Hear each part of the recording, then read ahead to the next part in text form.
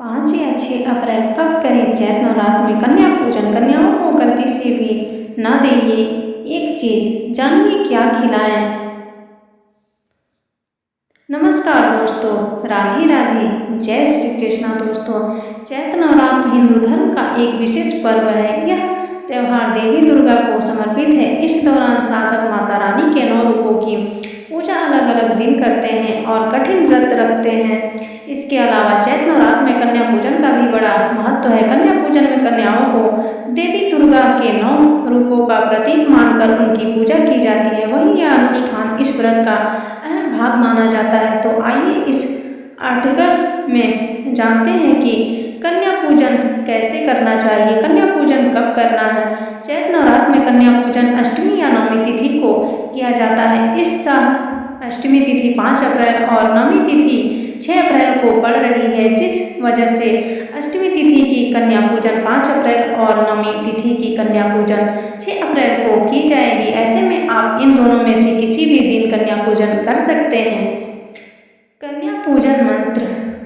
ऐं ह्रीं क्लीं चामुण्डाय विद्ये नमः, दुं दुर्गाय नमः। कन्या पूजन महत्व।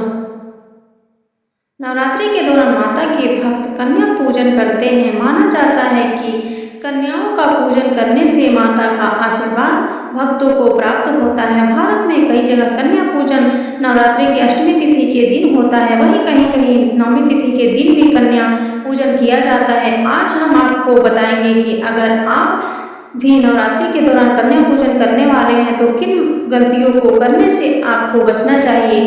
कंजिका पूजन में एक लांगुर को भी बैठाया जाता है। अक्सर लोग इसे भैरव बोल देते हैं, लेकिन ये असल में स्कंद का स्वरूप होता है। यानी जब आप कंजिका पूजन करते हैं तो ये एक लड़का स्कंद कार्तिकेय का प्रतीक होता है। कन्या पूजन के लिए कन्याओं की बात करें। कन्या पूजन के दौरान लोग 2-10 वर्ष की छोटी छोटी कन्याओं को माँ दुर्गा का स्वरूप मानकर आदरपूर्वक घर बुलाते हैं, उनके पैर धोते हैं, भोजन में पूरी, चना, हलवा और नारियल खिलाते हैं। अगर आप इस विधान में किसी प्रकार की गलती करते हैं तो आपके लिए अच्छा नहीं होता है, यानी माता दुर्गा का आशीर्वाद आपको नहीं मिलता है। इसके बाद कन्याओं को गिफ्ट या पैसे दिए जाते हैं। इस दौरान भी कई नियमों का पालन करना जरूरी होता है। अगर आप इस विधान में किसी प्रकार की गलती करते हैं तो आपके लिए अच्छा नहीं होता है, यानी माता दुर्गा का आशीर्वाद आपको नहीं मिलता है। लेकिन इस बात का ध्यान रखें कि कन्या पूजन के दौरान भूलकर कोई ऐसी गलती ना करें जिससे माता रानी नाराज हो जाए। कन्या पूजन पर लोग कन्याओं को कई तरह के उपहार देते हैं, जो कि बहुत अच्छी बात है, लेकिन जाने अनजाने में ऐसा कोई उपहार ना दे जो माता रानी की नाराजगी का कारण बने। इसीलिए जान लीजिए कन्याओं को उपहार में क्या नहीं देना चाहिए। नवरात्रि में कन्या पूजन के दौरान ना करें ये गलतियाँ।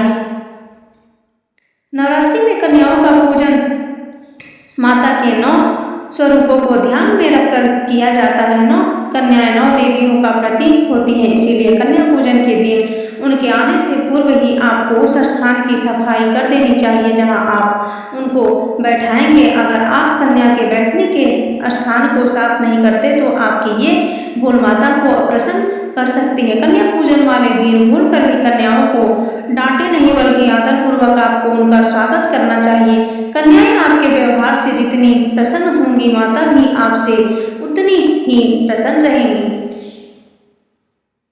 कन्याओं के आते ही उन्हें तुरंत आसन पर आपको नहीं बैठाना चाहिए। सबसे पहले उनके पैर आपको अपने हाथों से धोने चाहिए और उसके बाद पैर पोंछकर उन्हें आसन तक ले जाना चाहिए। आसन पर बैठाकर कन्याओं का तिलक किया जाता है, लेकिन इस बात का ख्याल रखें कि तिलक करते समय कन्याओं का मुंह उत्तर पूर्व दिशा यानी ईशान कोण की ओर हो। गलत दिशा में कन्याओं के तिलक से आप माता की कृपा से वंचित रह सकते हैं। इसीलिए कन्याओं के आने से पहले ही ये पता कर लें कि उत्तर पूर्व दिशा किस ओर है। आपको बता दें कि ईशान कोण को देवी देवताओं को निवास स्थान माना जाता है, इसीलिए इसी दिशा में कन्याओं का तिलक किया जाना चाहिए।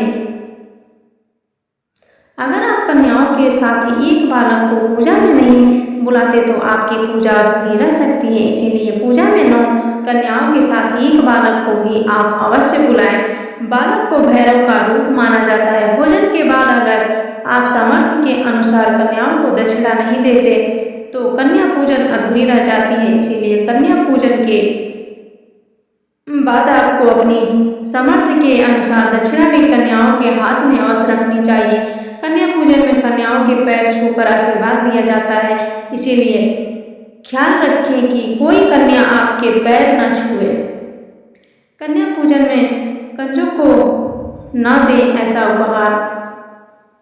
शारदीय नवरात्रि के 9वें दिन यानी 9वीं तिथि को कन्या पूजन कराने का विधान होता है। इस दौरान कंजकों को भोजन कराने के बाद उपहार दिए जाते हैं। यहाँ पर कंजकों के लिए उपहार चुनते समय हमें कई बातों का ख्याल रखना जरूरी होता है। इस दौरान गलती बिल्कुल भी नहीं करना चाहिए।